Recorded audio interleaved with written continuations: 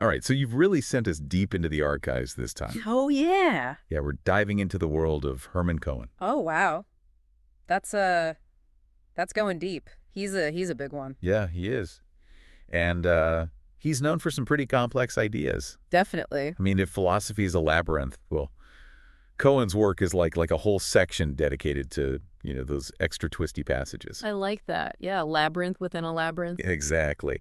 But, you've provided us with some excellent thread to guide us through. Good. You pointed us to the Stanford Encyclopedia of Philosophy entry on Hermann Cohen. All right, good choice. A classic. It's a pretty dense read, to be honest, but that's what we're here for. We're going to try to distill his key ideas, make him a little bit more accessible. I think especially for, you listening, you're a philosopher, so you're ready to, dive into the nitty-gritty, but maybe you just want like a clear path through the main points of Cohen's thought. Yeah, that makes sense. A lot of folks find him a little intimidating. He can be. Yeah. And, there are a lot of different facets to his work. We'll be looking at his Neo-Kantianism, of course, how he kind of reinterpreted and extended Kant's philosophy. Right, not just a Kantian, but a Neo-Kantian. Exactly. And then we'll move into his ethics, which is, a whole world unto itself. Very influential in its own right. And, of course, we can't leave out his engagement with Jewish thought. So it's a pretty packed, deep dive. But I think it's going to be worthwhile. We're going to see how his ideas kind of, interweave and influence each other. Yeah, it's all connected. Exactly. So first things first, who is Hermann Cohen, and why should you, as a fellow philosopher, care? Well, I think even just considering his lifespan is interesting. He was born in 1842 and died in 1918. So right there, he lived through a period of huge change in Europe. Oh, yeah, absolutely. I mean, politically, intellectually. Yeah, and philosophically, too. For sure. And he wasn't just, passively living through it. He really shaped the philosophical landscape of his time. I mean, he's considered the founder of Orthodox Neo-Kantianism. The Marburg School. Exactly, the Marbury School. And they weren't just some small group of, academics talking amongst themselves. Yeah, right. They really dominated German academic philosophy. For decades, right? Yeah, from the 1870s all the way up to World War I. So, I mean, that's a pretty significant impact. Absolutely. And I think one of the things that makes him so interesting, especially, I think, for us, for philosophers today, is that, he kind of carved out this middle ground between, like, two really dominant trends in philosophy at the time. Yeah, I see what you mean. It was kind of like, you had the big metaphysical systems on the one hand. The Hegelians. Yeah, the Hegelians, trying to explain, the whole universe, the absolute, all that.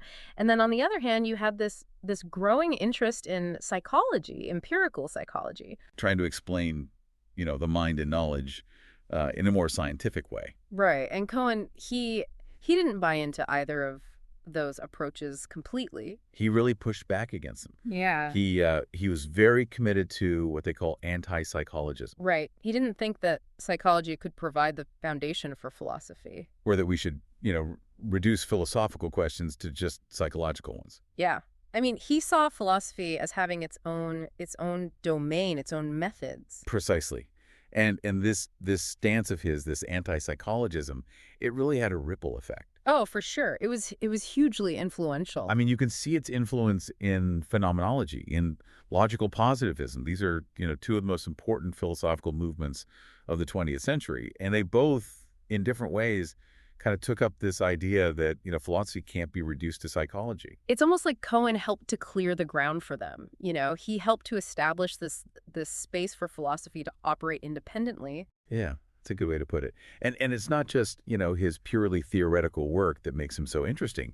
He was also, a very public intellectual. Oh, yeah. He was very much engaged in the issues of his time. And specifically, as a German Jew, he was grappling with questions of identity, of social justice, of the role of Judaism in modern society. It's interesting how those, philosophical and kind of social political concerns, how they all kind of weave together in his work. They're inseparable. And I think that's part of what makes him so relevant, even today. Yeah. So he developed, these ethical and political theories, but they weren't just abstract. Yeah. He was really trying to ground a vision of democratic socialism, but a Kantian kind of democratic socialism. Not the Marxist variety. Exactly. Yeah. He was a strong advocate for things like universal suffrage for workers' rights. And he saw all of this, as flowing from his Kantian framework. From this idea of respecting the dignity of every individual. Yes. And this is where his work on Jewish thought really comes into play, because he really developed this very powerful interpretation of Judaism as being fundamentally, at its core, an ethical system. Ethical monotheism. Yeah, ethical monotheism. And he argued, that the very concept of universal ethical laws, it finds its origins in monotheism. And Judaism, of course, being the first historical example of that. And this idea of ethical monotheism, it really became central to, Jewish thought in the 20th century. It's still very influential today. Absolutely.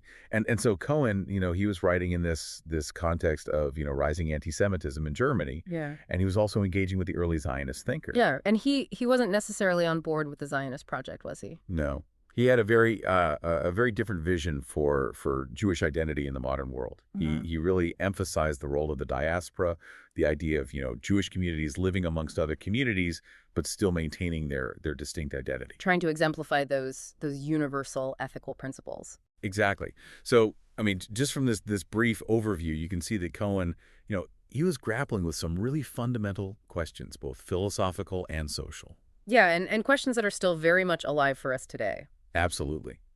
Okay, so let's start to dig into some of the specifics. I think a good place to begin is with his interpretation of Kant, because this really laid the groundwork for his own philosophical system. Yeah, that makes sense. I mean, he was deeply immersed in Kant's work from very early on. Yeah. His early work, a lot of it focused on interpreting Kant, and there's this book, Kant's Theory of Experience, that's considered one of his major works of Kant scholarship. It's a tough one, but it's really essential for understanding Cohen. It is. Yeah. And even those early writings, you can see like the core commitments that kind of run through all of his work. You can see the seeds of his own system. Exactly. So one of those core commitments is idealism. And by idealism, I mean, this view that our knowledge is shaped by a priori laws, by the structure of our own minds. It's not just a passive reflection of the world out there. Exactly. And Cohen, he really embraced this Kantian insight, the idea that, we don't just passively receive information from the world.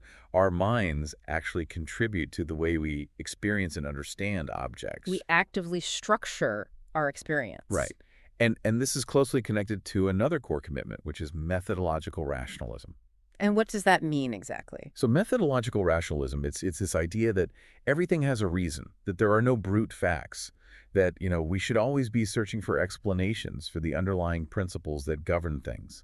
So it's not just about, accepting things as they appear. No, it's about digging deeper, asking why, and never being satisfied with, just a surface level understanding. It's a commitment to intelligibility, to the idea that the world ultimately makes sense. Exactly. And Cohen, he really embodied that commitment. And this comes through in his reading of Kant. He challenged other interpretations of Kant that tried to ground the objectivity of our knowledge in things in themselves, in some mind-independent reality. Right. There were these other Kantians, people like Trendelenburg, who argued that, there's this external world that kind of impinges on our senses, and that's what gives us the objective element of knowledge. Right. But Cohen, he argued that wasn't Kant's view at all. He said that Kant showed how the a priori laws of thought, the laws that are inherent in our minds, how they are sufficient to explain our experience of objects. And the objectivity comes from the necessity of those laws. It's not from something external. Exactly. It's because these laws are necessary for any possible experience.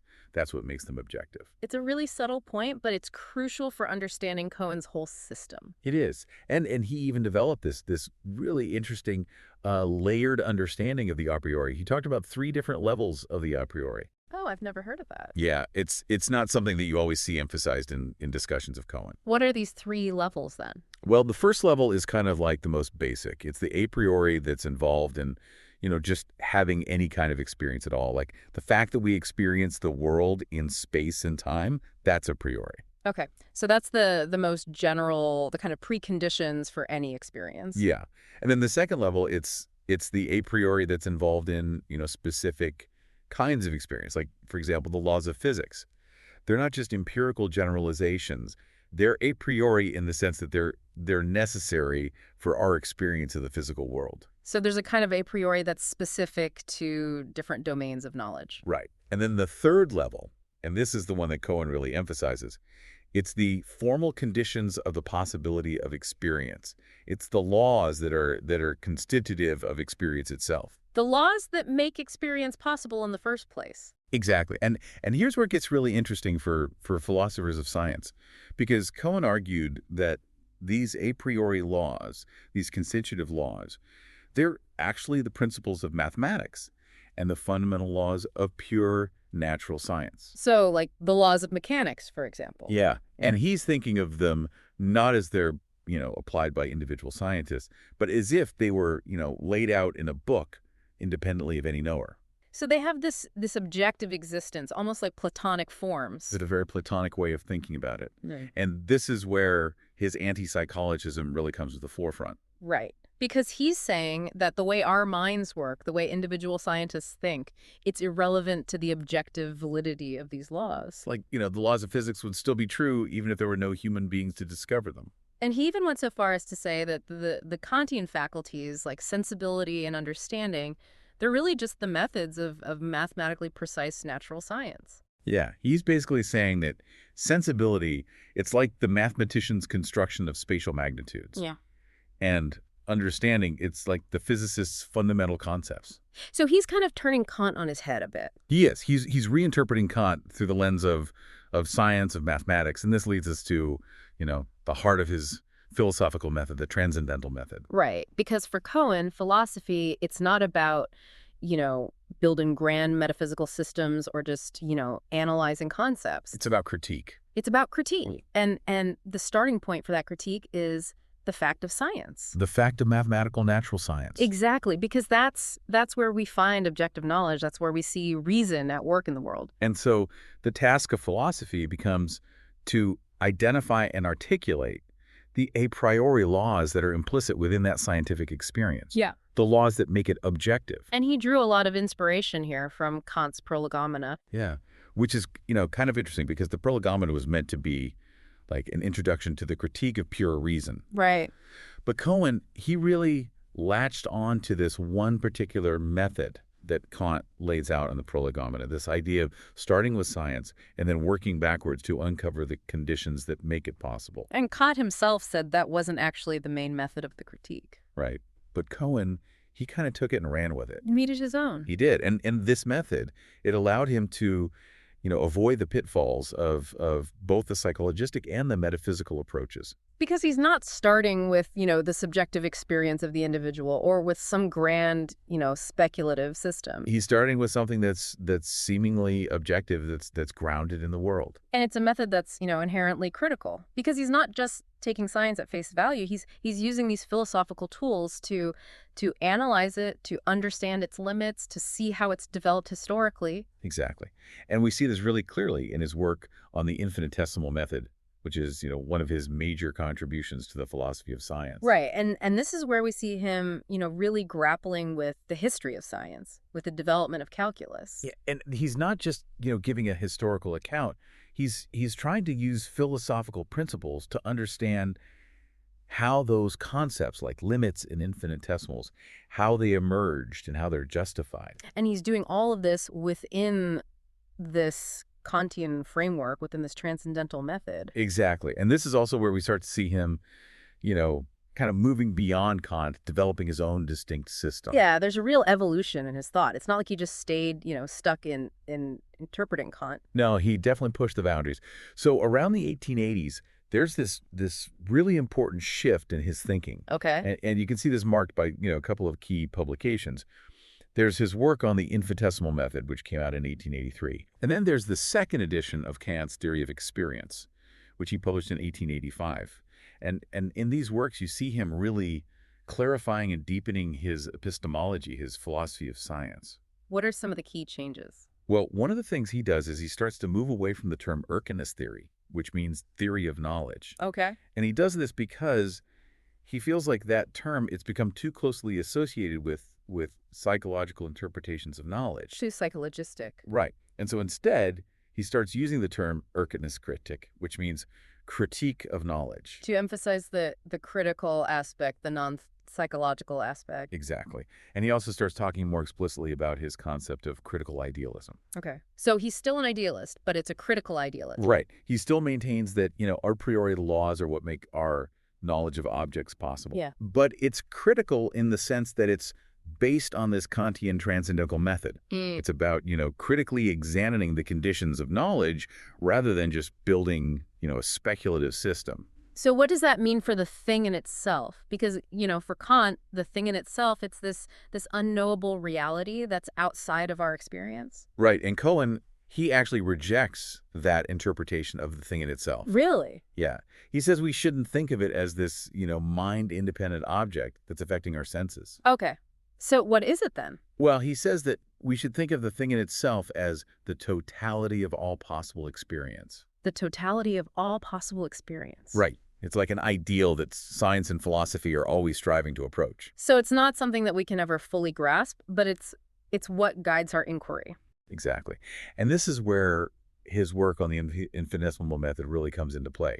Because in that work, he's showing how, these mathematical concepts like limits and infinitesimals, they're necessary for us to represent reality, even though they're not things that we can directly observe. They're tools for representing this totality of possible experience. Right. And he even connects this back to Kant's critique, to Kant's discussion of the anticipations of perception and the idea of intensive magnitudes. Right. But he kind of downplays Kant's emphasis on sensation. Because for Cohen, it's really about, the a priori structure of our knowledge, not about the raw data of sensation. Exactly. And this is all tied to this principle of continuity, which he borrows from Leibniz. The idea that nature doesn't make jumps. Right.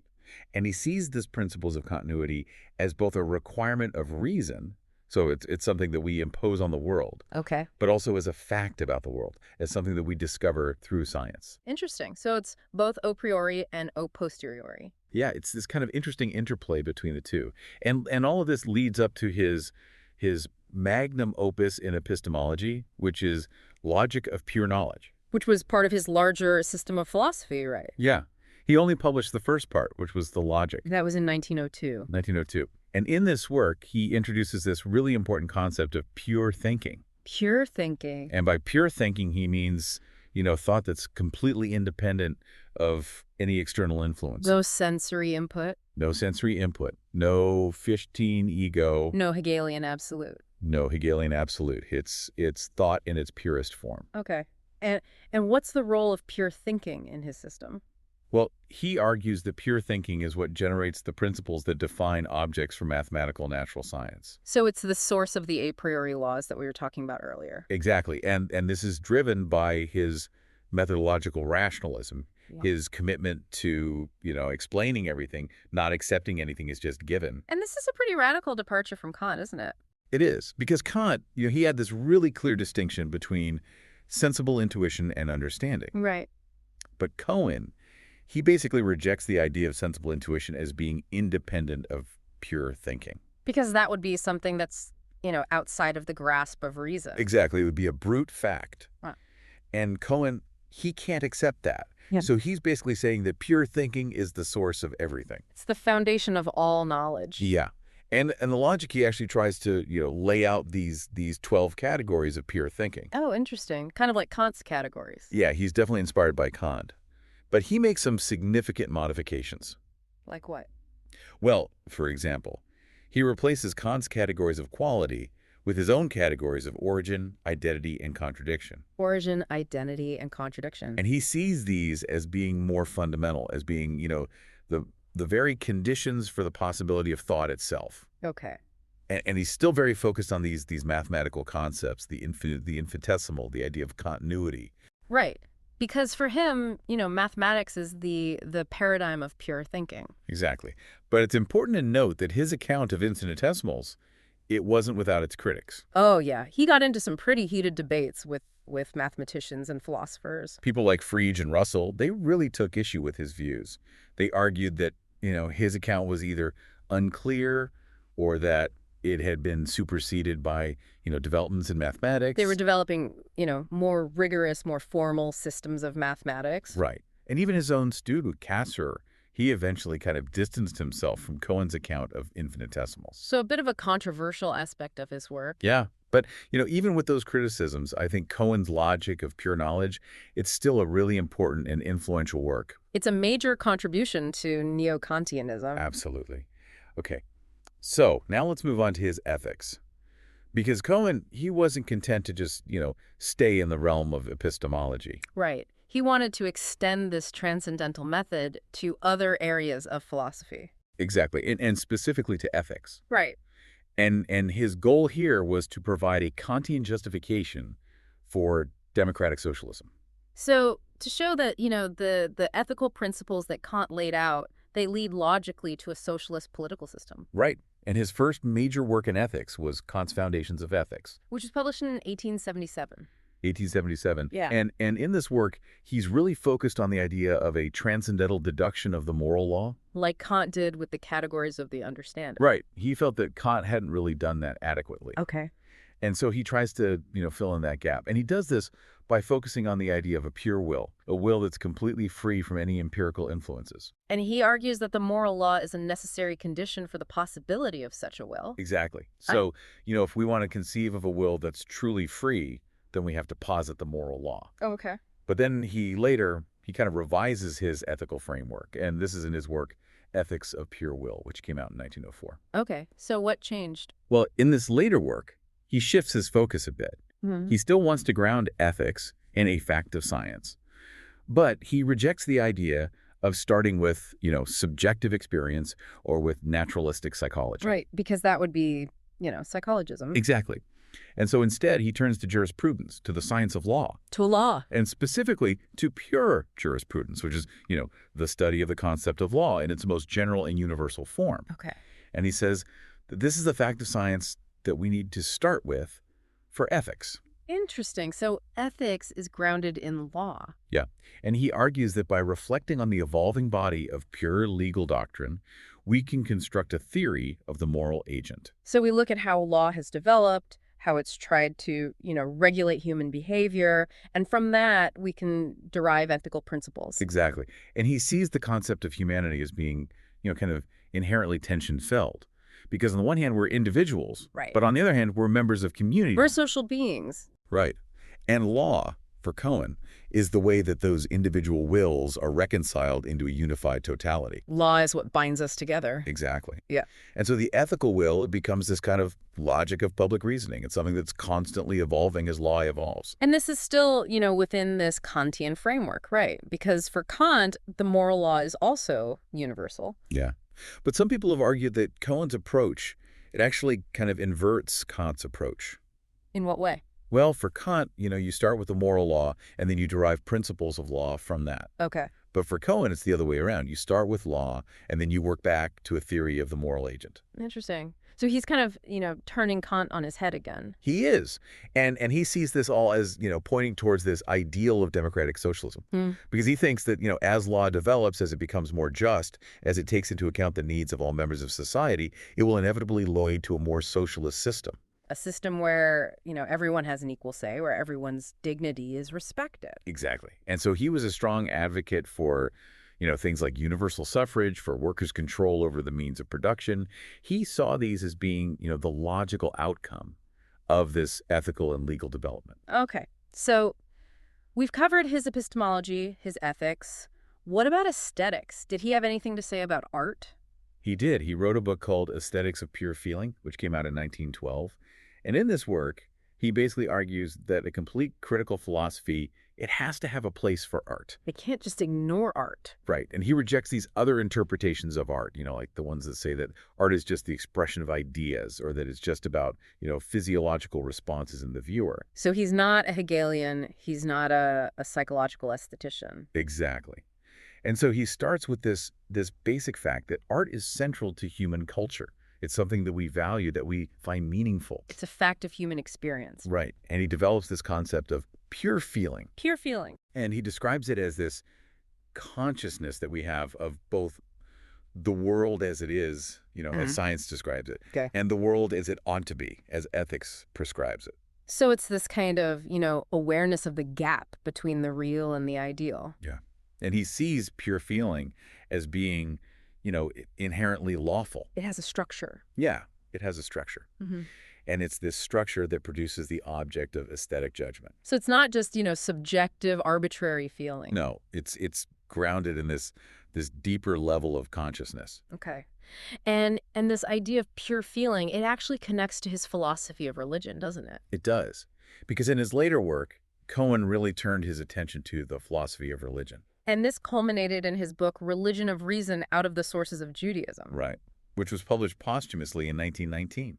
And this work is considered, one of the most important works of modern Jewish thought. It really had a huge impact. It did. And in this work, he's grappling with these big questions about the relationship between religion and reason. Okay. And he identifies humanity and God as being central concepts in both religion and philosophy. Right. And he'd already, addressed those concepts in his ethical work. Exactly. But he says that religion, it has this distinctive character. What is it? It's concerned with the individual's particular moral feelings and suffering. It's about the thou. Yeah. It's about the thou. It's about this direct personal relationship. As opposed to the more general he of ethics. Right. And he says that it's through recognizing the Tao, through recognizing our own failings and the feelings of others, that we come to a deeper understanding of the I. So we come to know ourselves through our relationship with others. Yeah. And he sees this process of moral improvement, through things like prayer, confession, atonement. He sees that as being inherently religious. It's about this relationship with God. Right. And he talks about this correlation between the individual and God. It's kind of back and forth. Yeah. Yeah. Where the individual is striving for moral improvement. Yeah. And God is, providing guidance and support. Like a companion on the journey. Exactly. Mm. And he has this beautiful image of God as a guide on the long road from sin to virtue. I like that. Yeah, it's a really powerful image. And there's been a lot of debate about, how this later work on religion fits with his earlier philosophical system. Right. Some people see it as a kind of break from his earlier work. Yeah, but others see it as a completion of his system. Kind of culmination. Right. And I think it's an open question. It's something that, scholars are still debating. Okay. And then in this work on religion, he also makes this really important argument about the significance of Judaism. Yeah. He argues that Judaism is the original source of a religion of reason. And he says this is because of its monotheism. Exactly. Because monotheism, it introduces this idea of a single universal God who is the